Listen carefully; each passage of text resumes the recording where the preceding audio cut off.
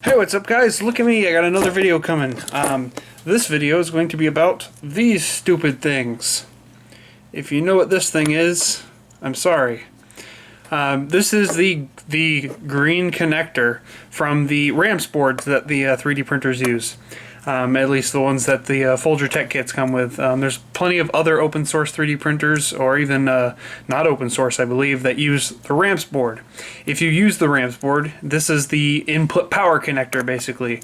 I'll put a picture right now of this, being connected on the RAMPS board or something. I'll find something. I don't have a RAMPS board to display right now, unfortunately. But basically, the problem with this little thing is its power rating is not that high compared to what the power draw is. This is rated for 20 amps, it says. 300 volts, 20 amps. But the printer itself can draw quite a large number of, quite a high number of amps through the bed and through the extruder, plus the motors and everything else. So what I actually see commonly, especially on like the different 3D printer groups or the Folger Tech group, anything like that, is this will melt. Either the edge or something like that will melt for people if they don't wire it correctly. So basically, it'll be resistance happens, or something like that, which leads to heat, which leads to melting plastic, which leads to fire or smoke or something like that. So this video is going to be how to avoid that and how to properly wire this thing. So although I finished making this video, I need to preface it to cover my butt.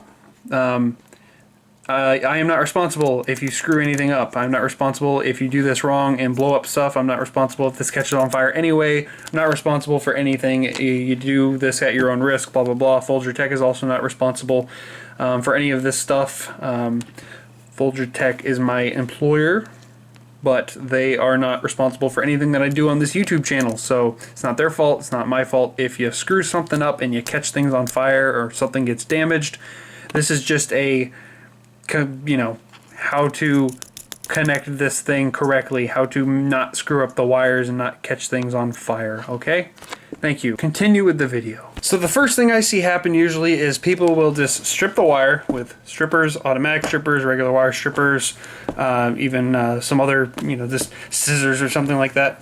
And they'll just take the bare wire and just shove it straight in there, right?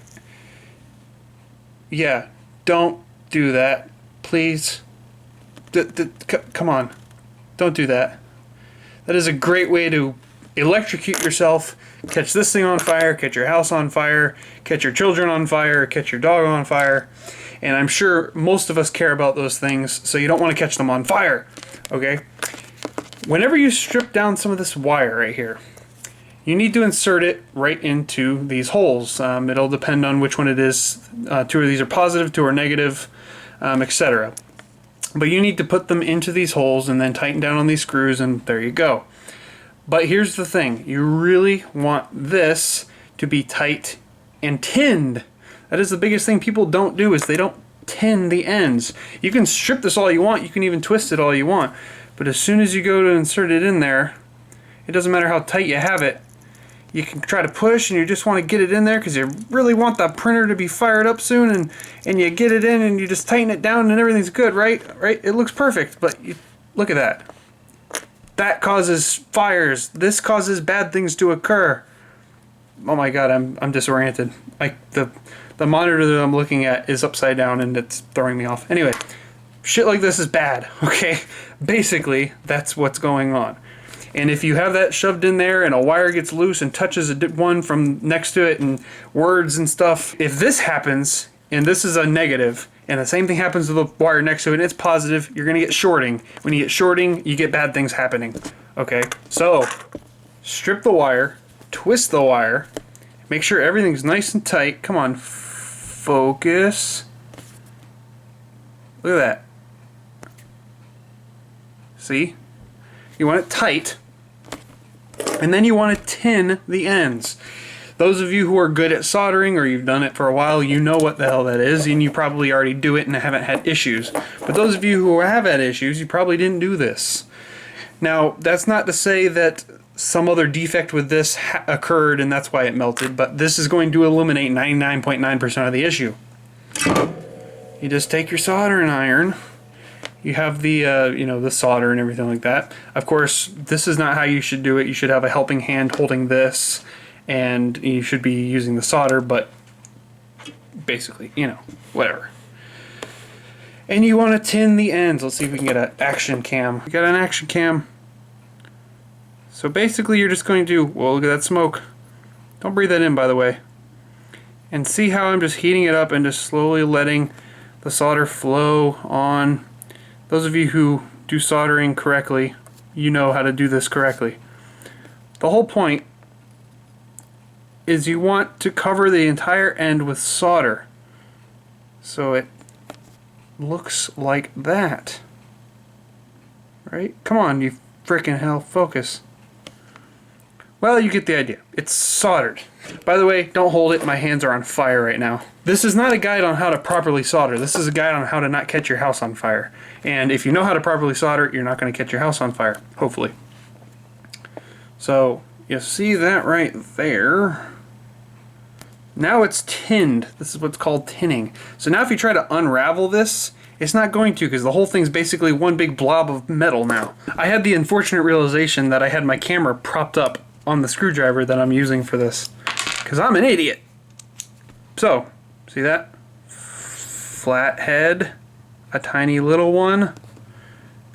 Look at that, flathead, tiny one. That goes right into these. You tighten it down, you loosen it up, whatever. Now once you have this tinned, as I said before, you want to make sure that these are actually open, because people don't do this right, okay? Let's see if I can show you this. Well, hell. If you can't see this in the picture, I'll take a picture and show you. You'll see the little tabs inside of there, and they're facing upward, or they're towards the top part of the, you know, where the screws are. You'll see the little tabs in there are up there. That means that they're closed, okay? What you need to do is open them up. Let's see if I can do this without... God, this is terrible. I'm so pissed. See that one that I'm screwing into currently? See how it's opening up? It's opening up its jaws, right? See how it's fully loose now? It opens up, alright? That means that this connector is open now. And now you want to insert it into that hole. And see how there's a little bit of wire sticking out? I don't recommend leaving that. I recommend putting it in. Find where it bottoms out, cut off that amount right there. Now it's a little bit shorter. Focus, thank you.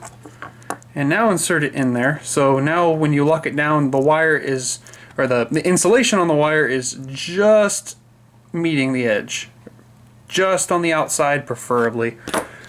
And then what you want to do is tighten this fricker down. And you will be tightening the screw, and you'll also see it tightening down onto the threads. Now what you really want to do is tighten it down a lot, okay? I know my camera work isn't amazing, but seriously, this is important. Switch to a bigger bit if you need to. But you really want to crank this down. Obviously you don't want to strip anything, but you should be able to hold this connector and the piece of wire and really pull on it. And it doesn't slip out at all.